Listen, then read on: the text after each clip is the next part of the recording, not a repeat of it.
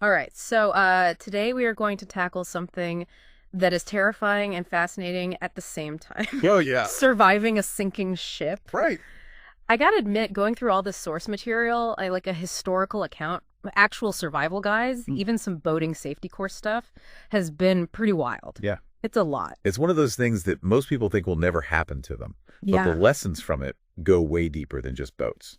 Exactly. Like, I never even considered all the different ways that a ship can go down. Oh, yeah. And the Indianapolis sinking in 1945. Oh, my gosh. Torpedoed in days in shark-infested waters. Right. Out of nearly 1,200 crew, only about 300 made it. Wow. And what struck me was it wasn't just the sinking itself, it was everything that came after.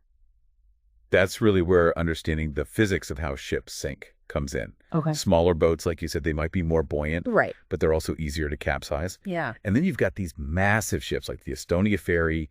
It actually stopped rocking as much right before it went down. Whoa, so you'd think that means that it's stable. Yeah, you would think that. That's terrifying. Yeah, counterintuitive. So why would less rocking be a bad thing? It's all about the center of gravity. Okay. So think about it like this. As the ship takes on more and more water, Right. that center of gravity is getting lower and lower. Uh-huh. And so it might feel steady for a second, Right. but it's actually becoming more unstable because it's losing its ability to right itself. Okay, so it's like a false sense of security. Totally. And then boom, you're going under. You're going down. So before we even get to being in the water, Right. what are the things that somebody should be doing the second they step foot on any boat? Life jackets. Okay. Locate them immediately. Right. Don't wait for an announcement. Got it. Don't assume you'll have time later. Okay. It's basic, but it could save your life. Makes sense. One thing that really surprised me in these guides was the idea of an abandoned ship bag. I had never heard of that. Oh, What man. goes in one of those? Well, think of it as like a mini survival kit, Okay. but it's tailored for this exact scenario. Right. So you need a compass, waterproof matches, Mm-hmm. signaling mere basic first aid, even some high-calorie food. Wow. You're not just trying to stay afloat. Right. You're preparing for the possibility of being stranded for a while. That makes those safety briefings seem a lot more important now. Absolutely. Knowing those evacuation routes, how to launch a lifeboat if you have to. Right. Don't just tune it out. Yeah. Familiarity with those procedures can make all the difference when panic sets in. And speaking of panic, I read that when those alarm bells go off, 7 short blasts and then one long one, Yeah. most people just completely lose it. Yeah. The physiology of panic is really powerful. Oh, yeah. Only a tiny percentage of people stay truly calm in a life or death situation. Wow. Most of us are fighting our own biology. So it's less about willpower and more about understanding how your brain is going to react in that moment. Exactly. And that knowledge can help you make better decisions. Okay. Like, for example, have you ever heard of someone freezing in fear? Oh, yeah? They just shut down completely. Yeah. So you might think that, calming them down is the best approach, Right. but you're actually supposed to yell at them. Seems counterintuitive, but if it snaps them out of it, I'm all for it. It's about breaking through that freeze response. Right. And this all ties back to practicing those procedures beforehand. Okay. The more familiar it feels, the better your chances of overriding that initial panic. Okay, so let's say we've fought off the panic. We're following those escape routes. Right. What are some practical tips for actually getting off a sinking ship? Quickest route, not shortest. Okay. Grab onto anything you can to stay upright, railings, pipes, even light fixtures. Okay. And whatever you do, Don't take the elevator. don't take the elevator. Got it. So it's all about getting to the deck as quickly as possible. Exactly. Right, as you're making your way there, watch out for flying debris. Oh, yeah. Debris is going to be flying everywhere. Okay. Ships are designed with emergency lighting that will lead you to the exits. Okay. So pay attention to that Got it. once you're on deck. You're aiming for a lifeboat, Ideally. ideally without even getting wet. So- Because I was reading about how dangerous cold water itself can be. Right? Hypothermia, right? Logothermia and something called cold shock. Yeah, that would surprise me, like how quickly the cold can actually incapacitate you. Right. One of the sources had this whole table Yeah. on how long you could survive at different temperatures. Mm-hmm. Let me tell you, it's not long. Not long. 50-degree water, Yeah. you've got maybe an hour before you lose consciousness. And that's not even factoring in cold shock. Right. Your body hits that cold water. Mhm. It can trigger this involuntary gas reflex. Wow. So you might inhale water before you even realize what's happening. So it's not just about avoiding drowning, it's about surviving your own body's reaction to the cold. Which is why getting into a lifeboat dry is the ideal scenario. Yes. But let's say that's not possible. Okay. What's your next move? Well, There's always the pants as a life preserver trick. the old classic. Tie the legs, fill them with air. Yep. Who would have thought? It's a classic survival technique. But seriously, why does that even work? It works because of basic buoyancy. Okay, By trapping air in your pants, you're creating an air pocket that helps keep you afloat. right. It's not a perfect solution, Right. but it can buy you precious time. That makes sense. But even with a makeshift flotation device, you mentioned minimizing splashing. Yes, Why is that? because sharks, Oh, right. Guess a flailing human in the water is basically a dinner bell. pretty much. That image is going to stick with me for a while.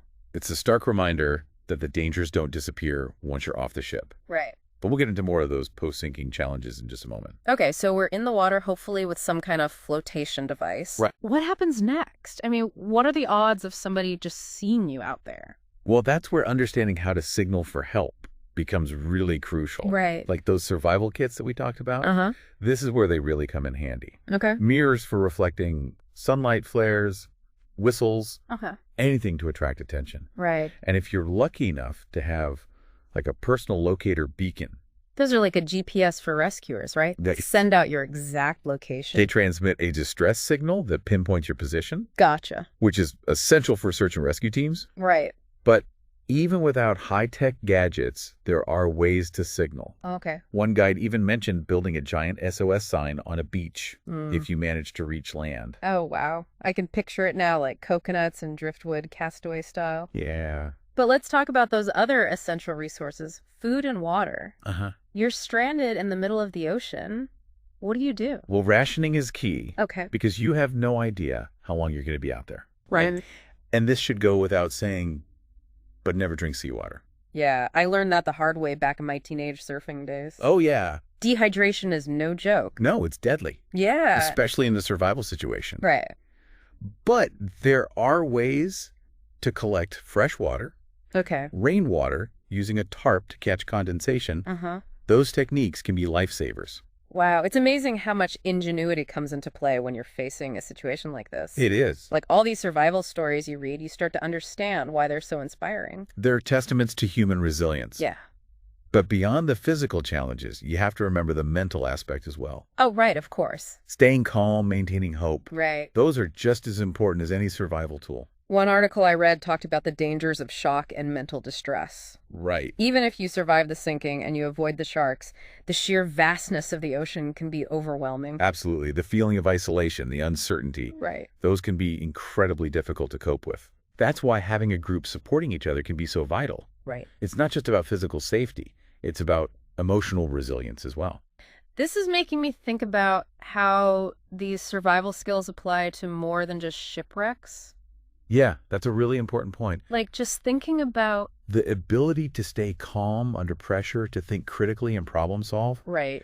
those are valuable in any crisis. Yeah. A natural disaster, a personal emergency, even just a really stressful day at work. So it's like learning these techniques is almost preparing you for anything life throws at you. It's about building resilience, Right. both physically and mentally. Right. And it all starts with understanding the risks, being prepared, and knowing that even in the most dire situations, there are things you can do to increase your chances of survival. Okay, this might sound strange, but after all that talk about sharks and hypothermia, I'm actually feeling a little bit more empowered. That's good. But we haven't really talked about those moments right before disaster strikes. Are there warning signs that a ship might be in trouble? There are. And recognizing those signs early can be crucial. Okay. Because the sooner you act, the better your chances of survival. So what should we be looking out for? Well, it can vary depending on the type of vessel, Right? but some red flags are universal. Okay. For example, if you notice the ship listing or tilting to one side, That's probably not a good sign. no. It could indicate flooding or a shift in the ship's cargo. Gotcha. Another thing to watch for is the sound of rushing water. Oh, no, that would definitely get my attention. Yeah, it could mean a hull breach or a problem with the ship's plumbing system. Cool. And if you see water levels rising on the lower decks. I think it's safe to say it's time to head for higher ground. Exactly. Don't wait for an official announcement. Right. Trust your instincts. Okay. If something feels wrong, it probably is. Adding trust your gut to my mental survival toolkit. Good idea. But let's say the worst does happen and you find yourself in the water. Besides those beacons and signals, are there other things that you can do to increase your chances of being rescued? There are, and they might surprise you. Okay. For instance, did you know that wearing bright colors can make you more visible to search and rescue teams? Really?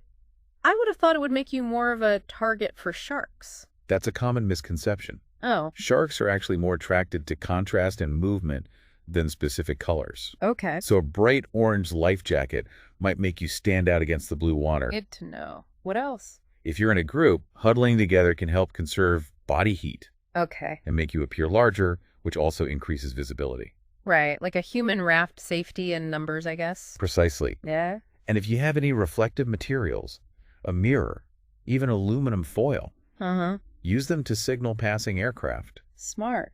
But what if you're alone? Then it becomes even more important to stay calm and conserve your energy. Right. Try to find something to float on, even if it's just a piece of debris. And if you can orient yourself so you're facing the direction of the prevailing winds or currents, Why is that? because it might help you drift towards land, or at least towards areas where you're more likely to be spotted. So it's all about playing the odds, even when they seem stacked against you. In a way, yes. Wow. Survival is often about making the best of a bad situation. Right. And using your knowledge and resources to increase your chances no matter how slim they might seem. We've covered so much ground already. The terrifying reality of a sinking ship, the creative ways to stay afloat, the importance of signaling for help. This has been a real eye-opener. It's a reminder that while shipwrecks are thankfully rare, the skills we've discussed today apply to so many other aspects of life. Yeah, like those first responders, the Coast Guard crews who risked their lives to save others. Their bravery and dedication are truly inspiring. Absolutely. And they're training their ability to stay calm and focused under pressure. Right. Those are qualities we can all learn from. Makes you realize that heroes don't always wear capes. Sometimes they wear life jackets. Well said. Yeah. But before we wrap things up, I think there's one more crucial aspect of survival we need to discuss. Okay, what's that? The aftermath. Oh, right. What happens after you've been rescued? It's often overlooked, but incredibly important. Okay. The physical and emotional trauma of a shipwreck can have long-lasting effects. I can only imagine, even if you escape without physical injuries, the psychological impact must be immense. It can be. Yeah. Post-traumatic stress disorder, anxiety survivor's guilt. Wow. These are all common reactions to a traumatic event, like a shipwreck. So it's not just about surviving the sinking, it's about surviving the experience itself. Exactly. Hmm. And that's where seeking support both from loved ones and professionals becomes so important. Right. Talking about what you went through, processing the trauma. Right. Those are crucial steps on the road to recovery. It's like even when you're back on dry land, the journey isn't over. That's a powerful way to put it. Yeah. And it's a reminder that while we can learn a lot from those who have survived shipwrecks, the best way to honor their experiences is to prevent them from happening in the first place. Which brings us back to safety precautions, responsible boating practices, Right. and maybe even packing that abandoned ship bag just in case. Well said. Because as we've learned today, preparation can make all the difference. We've gone from that moment of the ship going down to the prep work beforehand Right. to the actual survival skills you need, Yeah. both in the water and once you're back on solid ground. That's a lot. What sticks with you most from all of this? What should our listener really be thinking about? I think it's the mental game Okay. that often gets overlooked. Right. We picture survival as purely physical, Yeah. staying afloat, finding food and water. Right. But how you think in a crisis is just as crucial. It's that resilience you were talking about earlier, right? Exactly. Not giving up hope, being able to problem solve when things seem impossible. Uh-huh. Those aren't just shipwreck skills, are they? No, not at all. Okay. Whether you're ever on a sinking ship or not, Right. life throws curveballs. Yeah, for sure. The ability to manage your fear, Right. to make clear-headed decisions when everything is going wrong, Uh-huh. that's a superpower we could all use. It's almost like this deep dive into shipwrecks has secretly been a guide to navigating any kind of storm life throws at us. I like that. So what's our final thought for the listener? Mm. What should they walk away from this conversation and actually do? I'd say explore this further. Okay. Don't just file it away as interesting trivia. Right. Learn some basic survival techniques. Okay. Share this with your friends and family. Uh-huh. Maybe even put together that abandoned ship bag we talked about just in case. You know, at the beginning of this, I was thinking, this is fascinating, but will I ever really need this? Yeah. Now I'm realizing how much of it applies to everyday life. Right. That power of staying calm, being prepared. It's about facing the unexpected with a little more confidence, knowing that even in a scary situation, there are things you can do to improve your odds. On that note, I think it's time for us to safely return to shore. Sounds good. Until next time, stay curious, stay informed, Stay safe. and most importantly, stay afloat out there.